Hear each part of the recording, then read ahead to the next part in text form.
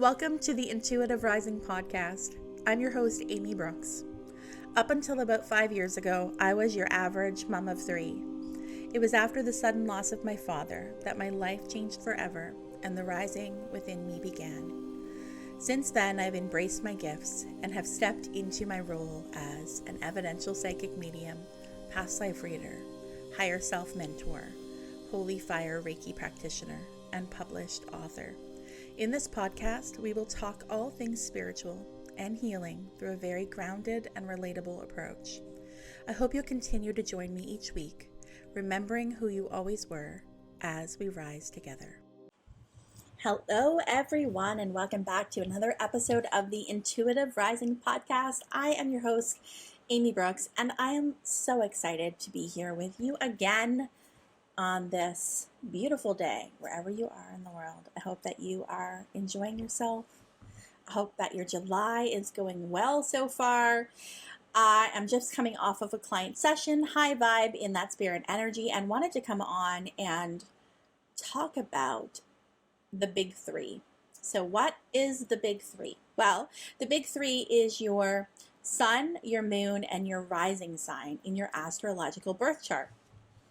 Now, I've always been interested in astrology, going back to childhood. My maternal grandmother, who I have talked about many times, and who has just recently transitioned to spirit in the last couple weeks, I think 5 weeks at this point, she always had, a book about her astrological sign or different astrological books in her bookcase. She'd always, point out my horoscope in the paper. And so my love of astrology, I feel, really stems from her. I've always been super interested in it, but it hasn't been until the last few years that I have begun to delve a little bit deeper into the study of astrology. So I have been self-studying astrology for about 3 years now.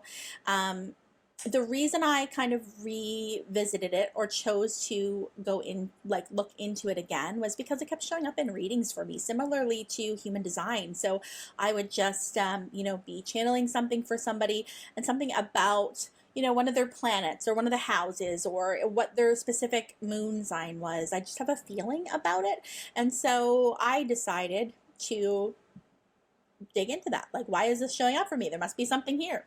So for me personally, I feel as if my life has been enriched since I began to learn more about astrology, specifically my own astrological birth chart and that of my children and my spouse. I really kind of dug deep and looked at the commonalities, which by the way, there are quite a few commonalities. And yeah, it just has enriched my life. It's fun. It's interesting. It can be one of those topics that feel very overwhelming to someone. I have talked on here before about how tarot and the study of tarot has overwhelmed me in the past to the point where I was afraid to read tarot, especially for clients, because I was kind of overwhelmed by the depth of information and how much you have to learn about tarot in order to be, an adept tarot reader. But what I've learned is that you learn as you go, right? You don't have to know it all in one day. And certainly with a topic like astrology, you will not learn it all in one day. You will be learning for the rest of your life, which is fun. That makes it even more fun for me. So today we're going to be talking about what's called the big three. So it's just 3 of your signs in your astrological birth chart. Now, if you're somebody like me, you may want to continue to explore and learn. And I would encourage that, as I feel like this is very valuable information. But the average person, I feel like if you brought up astrology, they would think about the newspaper horoscope, right? Or if somebody said, hey, what's your sign? You'd be thinking about your sun sign, right? But that's only one small aspect of the bigger picture. So today we're going to talk about what your big three is and a little bit about the houses. So if you were to go online, by the way, I will in the show notes include a website that I use to put information in, birth chart information in, to generate a birth chart. Okay, so I'll do that in the show notes. In order to have your astrological birth chart be as accurate as possible, you do need your birth time or a very close estimate. Now, if you really don't know what your birth time is, what I've been told before is to put 12 noon in in there. But, you know, as long as you have like a general sense, it should be as close to accurate as possible. Now, your sun sign, which is the one that most of us are familiar with, like if somebody said, "What's your sign?" I would say I'm a Capricorn. And that's because I was born between, you know, mid to late December and mid to late January. I was born in that time period when the sun was in the sign of Capricorn and is every single year. So the reason that, you know, like horoscopes and general astrology knowledge just really talks about that one aspect of our whole chart is because it's the one that you can generalize the most because it fits more people, right? Like it fits the whole month. You know, if you're born in that time period that I just described, you're going to be a Capricorn sun. So there's more people that will relate to that information than, say, your moon sign. So your sun stays in the sign for the whole month. Your moon stays in the sign for 2 to 2.5 days, which is less general and much more specific. And then your rising sign is the one that's really dependent on your birth time and requires an as accurate as possible birth time, as your rising sign changes every 2 hours on average. So for me, up until recently, I didn't know my exact birth time, but I have studied my chart. And that was because I had a time that was correct within about, I thought, like a half an hour. So my mother had said, I know it was around 9:30 p.m. It wasn't 9, it wasn't 10. So it was like in that hour, really close to 9:30, but I don't know the exact time. So for the last couple of years, I've been putting my birth time in as 9:30 p.m.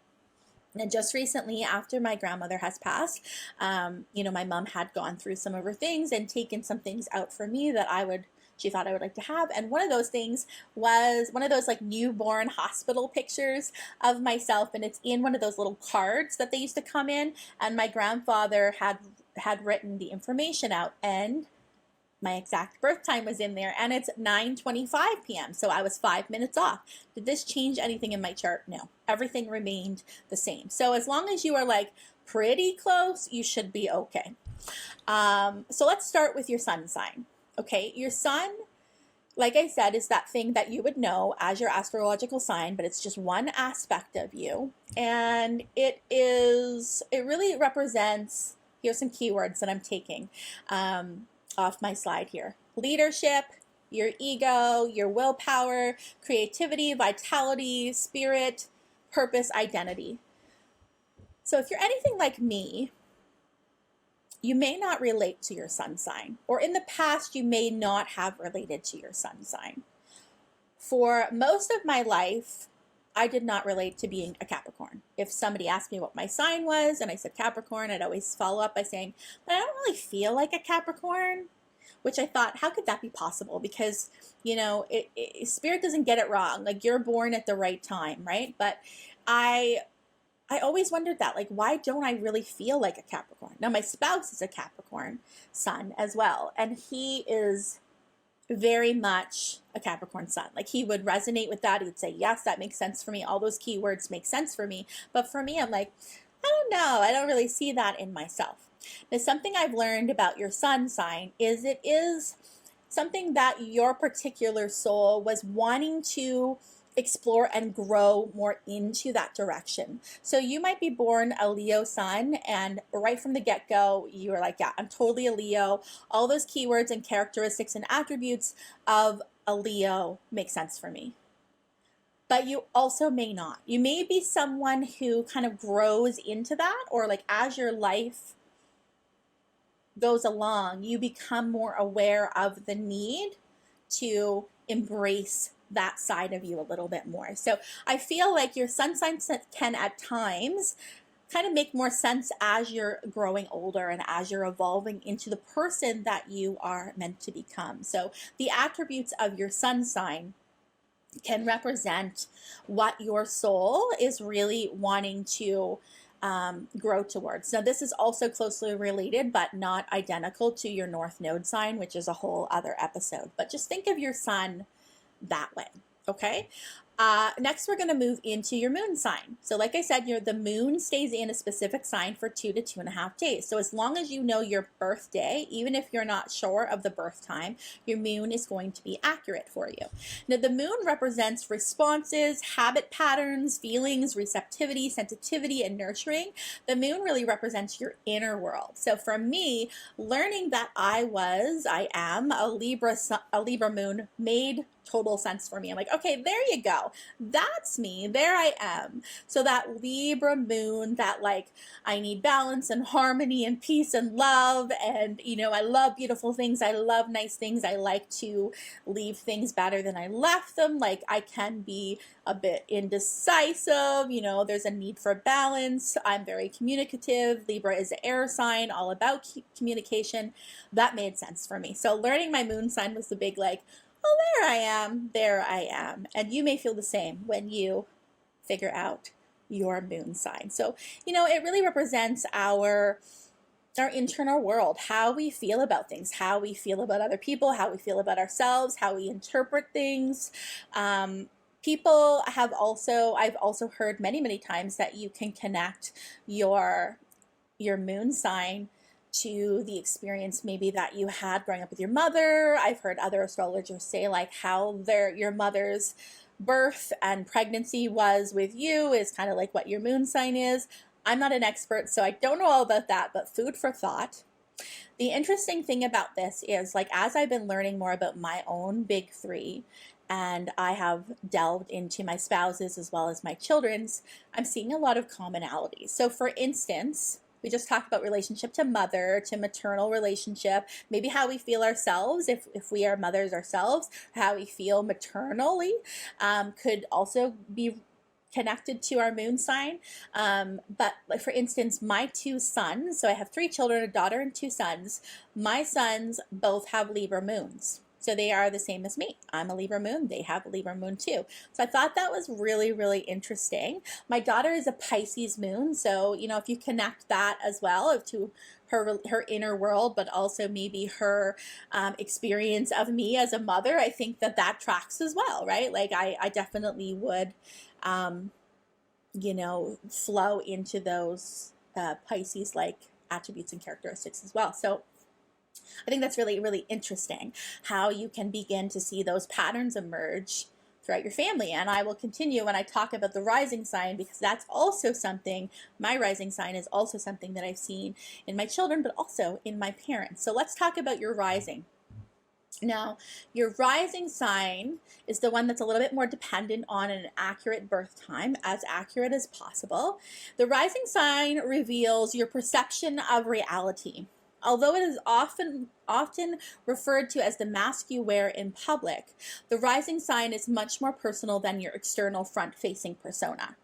So your front-facing persona might be like your Capricorn sun, your Leo sun. Your rising sign is also called an ascendant, by the way. So you might see that written down as ascendant in some places and rising in the other. All means the same thing. Also, where I'm getting this information about the rising sign, I will link in the show notes. Your rising sign represents the microisms of your entire life experience, including the themes, cycles, patterns that will show up in your life over and over and over again. It functions as the although I don't know why I said that. Let's just hold on to that in case it means something later.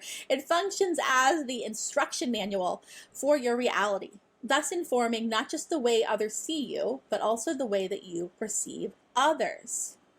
What's more, your rising sign also establishes your chart ruler, basically the planet that calls the shots of your entire life. So let's stop there for a moment. Your rising sign is, kind of that, the way that other people perceive you. And as this article says, kind of like the sign also represents the microism of your entire life experience. I find that really interesting for me because my rising sign is a Virgo. I've got a lot of earth in my chart. I have an earth trine actually, which means that I have earth in 3 or more houses. Okay, so a Virgo rising. Okay, my youngest son, who has a Libra moon like me, is also a Virgo rising. My other son, who also has a Libra moon, is a Virgo sun. Okay, so like the reverse. And my parents my dad was a Virgo sun, my mom is a Virgo sun. So I find that interesting. As well, my North Node, which I'll give a brief kind of synopsis, but I do think it deserves a whole episode to talk about your North and South Node. My North Node rather is in the sign of Virgo. So that is, the path, that's my North Star. That's the path that I meant to evolve and grow the most is in the sign of Virgo. It's also my rising sign. So the themes and the cycles of my life, right? And the chart ruler. So I'm going to briefly talk about the houses in your sign. So a lot of people will generalize things, like, oh, I'm a Capricorn sun, but like that's so general, like that could fit anybody. The thing that you have to know about astrology is that it's much more in depth than that. Okay, like your Capricorn sun or your Leo sun is going to be in a certain house. Okay, so you think about your astrology chart as a pie. Okay, it's a pie chart cut into 12 pieces of pie. Okay, 1 through 12.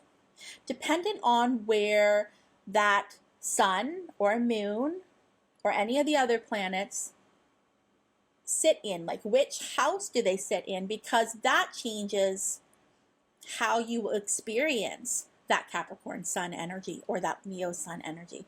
So it's not one size fits all. It gets very specific. And then if you like start looking at all the other different planets, it gets very, very, very specific. So astrology is not a generalized thing.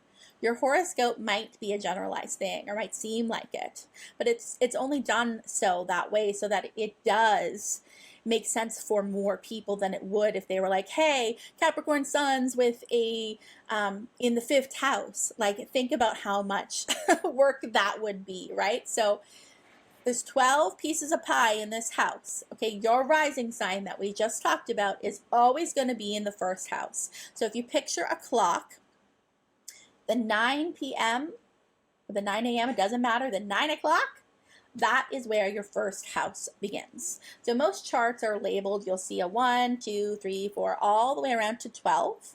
Okay, but house 1 is always your rising sign. So it's always going to be your rising sign. And then you can count forward. So like if I have Virgo in the 1st house, what comes after Virgo is Libra. So Libra is going to be in the 2nd house. Scorpio is going to be in the 3rd. Sagittarius is going to be in the 4th. So that's how you can figure that out if your chart is not labeled that way. Okay, so the 1st house, which is where your rising sign always is, no exceptions, represents self-appearances, beginnings, the body, first impressions, attitude, identity, approach to life. So the 1st house is your house of self. So it represents that would be where your rising sign is. Okay, and the more planets that you have in the 1st house, the more important it is for this incarnation to be really focused on learning about self, right? So, this might be you learning to speak your mind in this lifetime, you learning to go down the self-discovery path or discover what your triggers are or, what you're really good at. It's just really a lifetime in which your soul has chosen to be born at this specific time, right? Because the rising sign changes every 2 to 2.5 hours. So you would have specifically chosen your birth time so that your rising sign falls into the house and the sign that it does. Or not the house, because it's always the 1st house, but for that specific sign. If I was born a few hours later or a few hours earlier, I would have had a completely different rising sign. So that's really, really specific. Okay. So let's continue really quickly. So the rising sign also establishes your chart ruler, which I had said. So mine is in the 1st house. And the rising sign, me in Virgo, there's a planet that is connected to that. So let's look under here. Me being a Virgo rising means that my chart ruler is Mercury. So I'm just going to read this about myself. So it says Virgo risings experience reality through systems, structure, and productivity. Virgo, an earth sign, is inspired by all that is practical, grounded, and rooted in reality. Likewise, Virgo ascendants enjoy cultivating routines and habits that improve their day-to-day experience. With Mercury, the planet of communication and expression, hello, as the chart ruler for Virgo risings, this placement is always collecting, processing, and sharing information. Dialogue is very important for this placement, so Virgo risings deeply value relationships that enable easy and open conversation. Although Virgo ascendants are often prone to perfectionism, the best antidote to this critical, I can't pronounce it, says criticality, is developing strong compassion for self and others. Makes total sense. So dependent on your what sign is in your first house, that's going to be your chart ruler. So this article that I'm referring, and I just read that from, I will put in the show notes so that when you figure out what your rising / ascendant sign is, you can read it and find out what the chart ruler is, and you can kind of delve into that and see if that makes sense for you. So this entire planet, so for me it was Mercury, is instrumental in shaping your lived experience, your long-term life trajectory, and how you relate to the world around you. Discovering your chart ruler is a powerful and eye-opening experience, and it gives you powerful insight into the narrative that defines your reality. Likewise, understanding your ascendant is key to understanding your truth. It sets the tone of your life and illuminates your reality. So yeah, I would love to hear what your rising sign is, if you relate to that, if that has been like a challenge for you. The interesting thing is why I say that is because for me, the sign of Virgo, I mean, I'm around Virgos. My parents were Virgos. We got a Virgo sun as well, you know, Virgo rising child, and then me with the Virgo rising. All that Virgo represents, there's a lot of Virgo that I resonate with. You know, Virgo is the healer and is of service, and, you know, all of that kind of stuff connected to health and all of that body. But the parts of Virgo that I struggle with are about like all those things that were just listed, the routine and the structure and all that stuff. Like, I know inside that I need that. I deeply desire that, but I struggle with implementing that myself.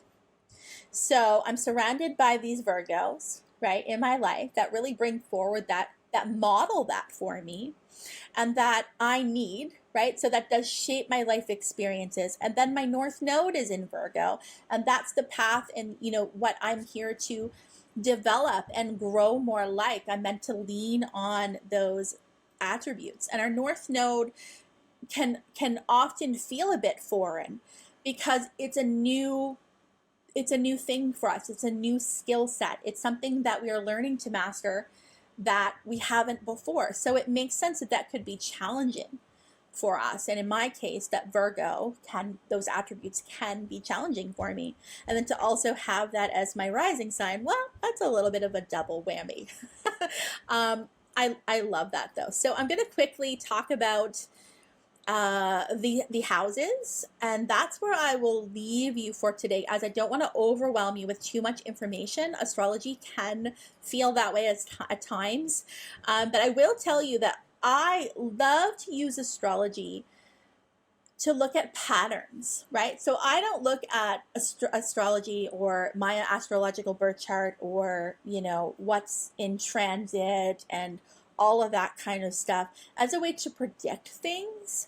I look at it from an evolutionary standpoint. So I like to look at an astrological birth chart to show me where I've been, you know, what I've mastered before, what I'm trying to master in this time, like where I've been and where I'm going. So that's how I look at all this.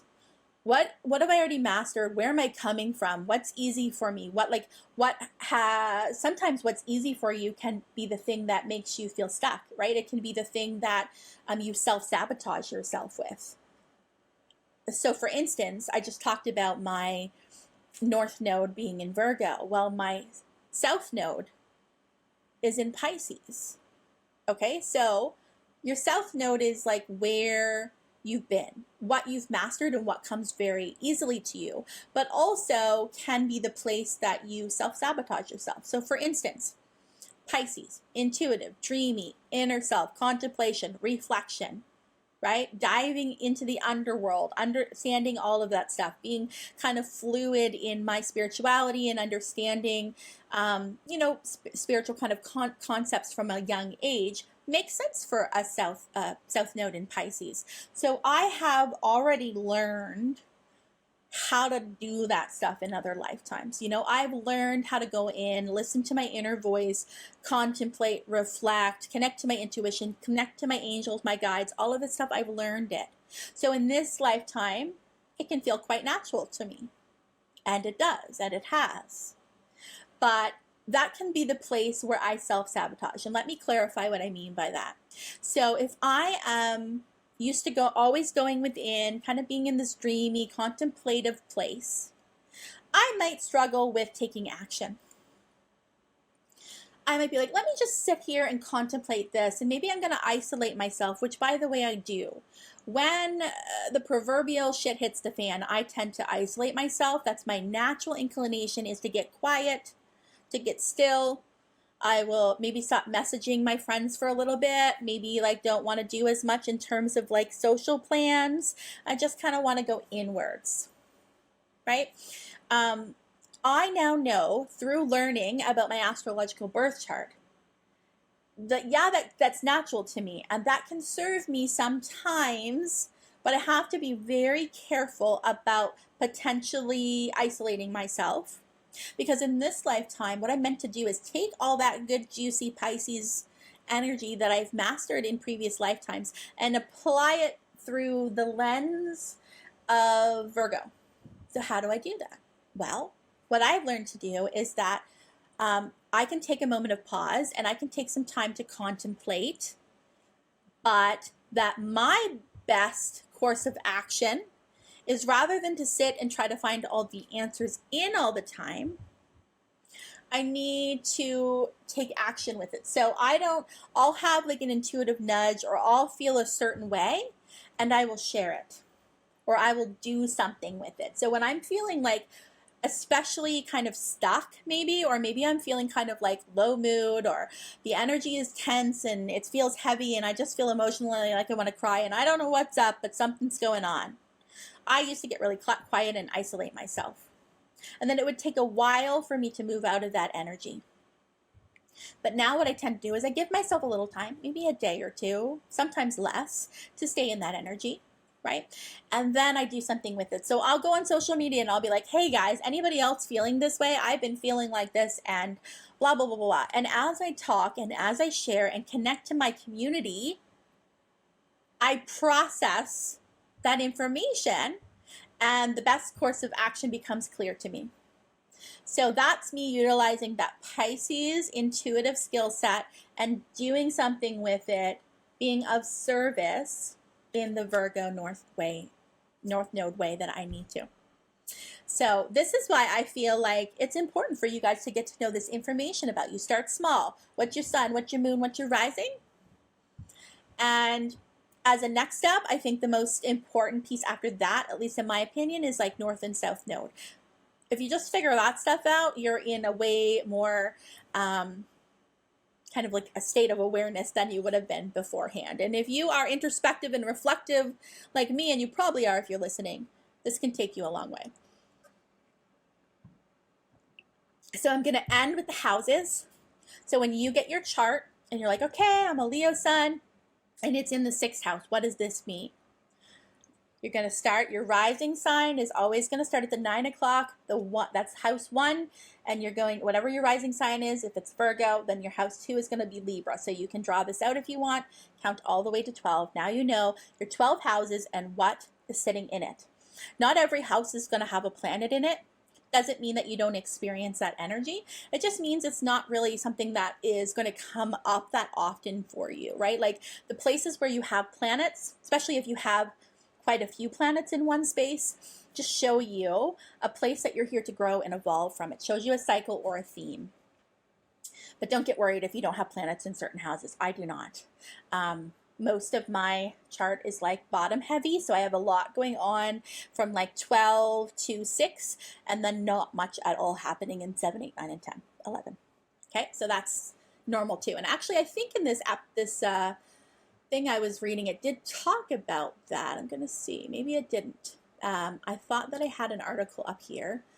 Oh, I do. Okay, so just before we talk more about the houses in detail, house 1 to 6, so the 9 o'clock to the 3 o'clock, are the personal houses. So this is where I said that I am like much more heavy in my planets. Everything's really going on down here in the personal planets. The first 6 zodiac houses are called the personal houses. They rule our private and immediate lives, individuality, our daily environments, our siblings and our peers, parents, our attempt to define and express who we are. A person whose chart has lots of planets in the first 6 houses may have trouble leaving the nest or remain nostalgically loyal to childhood friends. Yeah, I think that definitely has shown up in my life. I have a hard time letting go of people and places and things. I'm definitely leaning on the sentimental side. I have also noticed in my lifetime that I must look at some things through, rose-colored glasses. So especially when it comes to childhood or certain friends that I had throughout the years, or certain relationships, romantic relationships that I've had through the years, I have a tendency to hold on too long and to look at things through rose-colored glasses. So that makes perfect sense. You guys also know that like one of my major life journeys thus far is being transplanted from my home province, where all my identity was wrapped up, being transplanted to a new place, which is where I am now, and I've been here for 10 years, and how that was so hard for me. But also, now that I'm in this place, I can look back in hindsight and see how I needed that, because I needed to find home within myself and to know that home is not just tied into the nest, so to speak, or where I come from. So houses 7 to 12 are the interpersonal houses.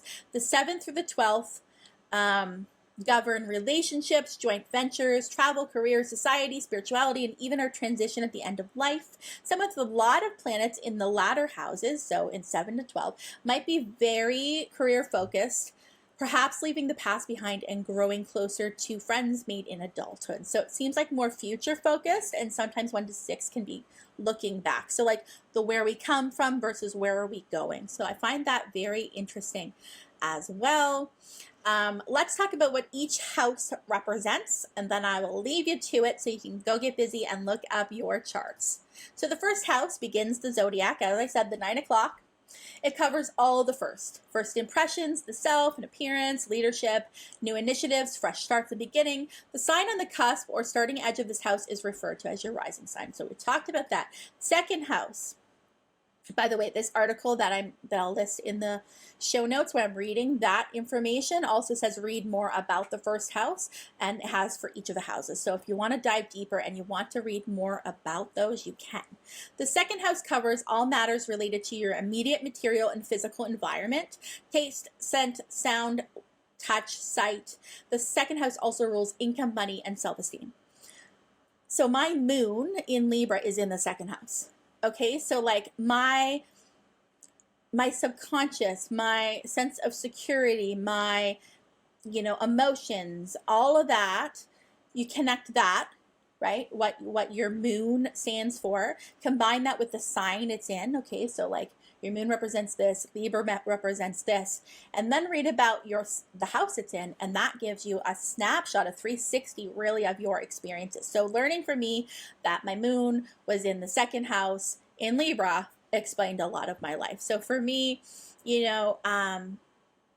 my inner world being very sensitive, like what I mean by sense is like your senses, right? Like having heightened senses, right? Inner and outer, the clear senses and, the physical senses, all of those things. And like needing that to be balanced, and sometimes not finding balance, but like really working on that. And also Libra being, literally the sign of the scales, needing kind of like, I like, I'll just be honest here. Like this can represent income and money and your status and things like that, right? And for the longest time, I'm definitely moving out and detaching from this more so, but I would find that I would feel more secure, certainly, in myself if I had certain things, or if I did certain things, or if people perceived me in a certain way, or, I can sleep soundly at night if I know there's a certain amount of money in the bank account. Those kind of things are here that I'm learning how to you really lean into my sense of self and evolve and grow out of needing those things. Okay? But they also are the things that are going to make me feel safe, right? But might not provide the most growth in this lifetime. Third house governs all form of communication, talking, thinking, gadgets, and mobile devices. Third house also covers siblings, neighborhoods, local travel, libraries, schools, teachers, community. The fourth house sits at the very bottom of the zodiac wheel and thus rules the foundation of all things. This includes your home, privacy, your basic security, your parents, children, your mothering abilities, nurturing, and TLC. Your fifth house is ruled by the dramatic Leo, and it governs, not my words, I don't think Leos are always dramatic, and it governs self-expression, drama, creativity, color, attention, romance, fun, and play. So my Capricorn sun, which, can be a serious sign, a lot of people will perceive it as being kind of serious, is in the fifth house, which is ruled by Leo. So I had an astrology reading done years ago, and the person's like, okay, so the fact that you've got your Capricorn sun in the fifth house, the house of Leo, would show me that you probably are coming from a past life where it was very difficult, where you suffered a lot, where you would have experienced a lot of trauma, and it was a hard existence. So you choosing this lifetime to have your son in the house of creativity and fun and play would be to say that you need that respite. So in this lifetime, follow your joy, have fun, right? Like, do the thing, express yourself. So I thought that was a really cool thing to learn. The sixth house is the domain of health and service. It rules schedules, organization, routine, fitness, diet, exercise, natural and healthy living, healthfulness, and being in service of others. The seventh house is the sector of relationships and other people. It governs all partnerships, both business and personal relationship associated matters like contracts, marriage, and business deals. The eighth house is a mysterious sector that rules birth, death, sex, transformation, mysteries, merged energy, bonding at the deepest level. The eighth house also rules other people's property and money. For example, real estate inheritances. How do you say that word? Inheritances? Investments. Need some water. My goodness. The ninth house covers the higher mind, expansion, international and long-distance travel, foreign languages, inspiration, optimism, publishing, broadcasting, universities, higher education, luck, risk, adventure, gambling, religion, philosophy, morals, and ethics. Wow, a whole bunch in the ninth house. The 10th house is at the very top and the most public part of the chart. So I want to start off briefly by telling you one more thing. Your midheaven. Okay, so there is a thing called your midheaven, and that's going to be whatever sign is in your 10th house. Okay, so if you think about 1 is the 9 o'clock, so we're going all the way up here to the 12.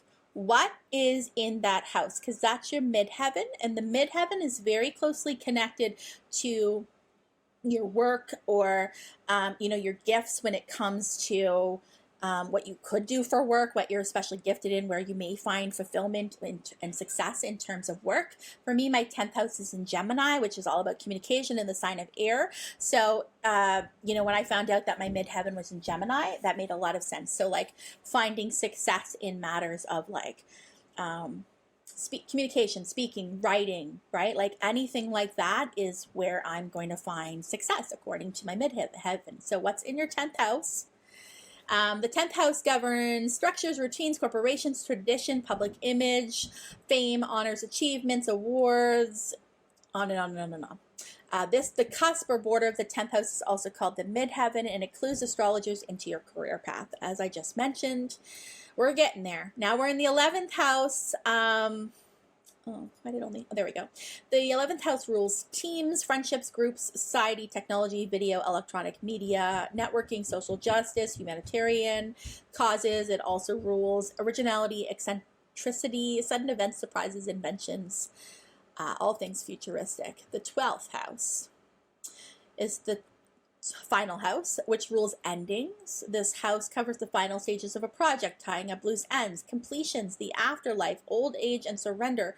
It also is associated with separation from society, institutions, hospitals, jails, hidden agendas, secret enemies, and it rules the imagination, creativity, arts, film, dance, poetry, journals, and the subconscious mind.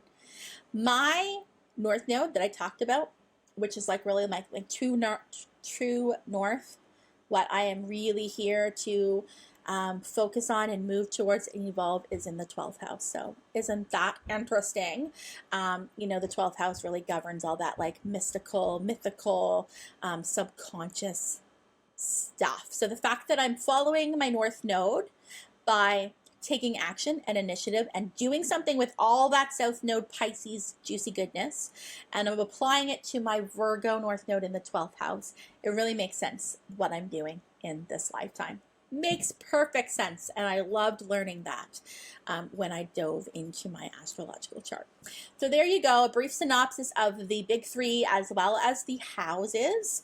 A little bit about the north and south node. We could do a whole episode on that. A little bit about the midheaven. I'm going to drop everything in the show notes, everything that you'll need, the articles that I referred to, as well as a place that you can do your own chart and find that information. I hope you enjoyed this episode and you feel a little bit more confident to dive into your birth chart. Remember, you don't have to get overwhelmed. It is a lot of information, but if you start small and you're just like, I'm just going to learn about my sun in the 5th house today, or I'm just going to learn about what it means to have a moon in Virgo in the 3rd house. Like, start small, a little bit at a time. I promise you it will absolutely resonate, make sense for you. So maybe you're like me and you're like, don't resonate to being a Capricorn sun, but finding out that you're a Capricorn sun in the 5th house along with the other pieces make more sense on when you think about evolution, like the soul's evolution and really what your soul is wanting you to work on in this lifetime. And you compare those things to the opportunities that come your way, right? If you think about a Capricorn is learning to master something, right? Like it represents mastery. So for me, connecting that to what I'm doing in this life, it really wants me to follow through, lean on those Virgo attributes, right? Lean in on the Capricorn, get clear on what all this Libra stuff is about, and get out of the shadowy aspects of it and start getting into the gifts of it, and weave all of that together and master and complete and go and be productive. Not isolate, do the thing, initiate, take action, all things that show the roller coaster, the path of my life thus far. So I think it's really, really cool. I'm excited for you guys to get into it as well. Have a great day, and I will see you next time. Bye, risers. Thank you for joining me for another episode of the Intuitive Rising podcast. If you would like to continue the chats and join a group of like-minded souls on their own spiritual journey, please request to join the Intuitive Rising community over on Facebook. All are welcome. If you enjoy this podcast, please consider giving it a 5-star rating. If you'd like to connect with me directly, please visit my website at theintuitiverising.com.